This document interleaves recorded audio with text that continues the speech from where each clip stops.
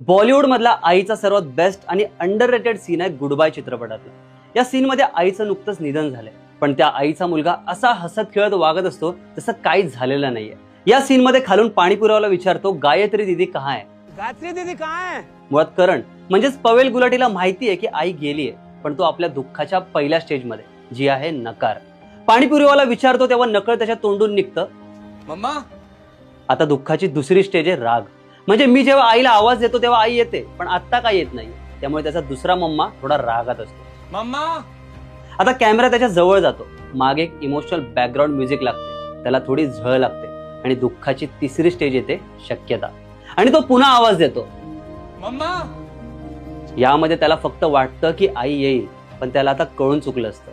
आणि दुःखाची चौथी स्टेज येते, एक विचित्र उदासी भावना जी या मम्मामध्ये दिसते। मम्मा।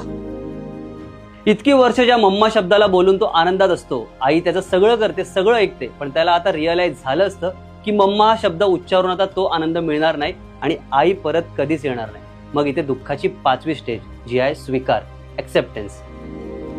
मम्मा।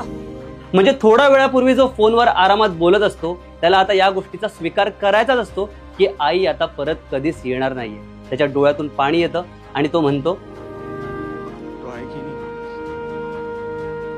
अनेकांच्या आयुष्यात, खास करून पुरुषांच्या आयुष्यात दुःखाचे 5 स्टेज येतातच, जेव्हा त्यांची आई जाते आणि त्यांना दुःखाच्या 5 स्टेजमधून या जावंच लागतं। माझ्या आईचंही नुकतंच मार्चमध्ये कॅन्सरमुळे निधन झालं आणि मी सुद्धा याच फेजमधून गेलो। म्हणजे मी रडलो नव्हतो महिनाभर, आणि नंतर एक दिवस अचानक मला खूप साऱ्या गोष्टी हिट झाल्या आणि मी माझ्या बाबांच्या कुशीत म्हणजे भयंकर रडलो। म्हणजे एकाच वेळी पुरुषाला 2 गोष्टी मिळाल्या, एक म्हणजे बापाची मिठी आणि दुसरं बापाच्याच कुशीत रडणं। त्यामुळे आई आहे तोपर्यंत तिच्यासोबत हवं तसं मस्त जगून घ्या, आणि तुमची एखादी आईची आठवण असेल तर ती आम्हाला कमेंट्समध्ये नक्की सांगा।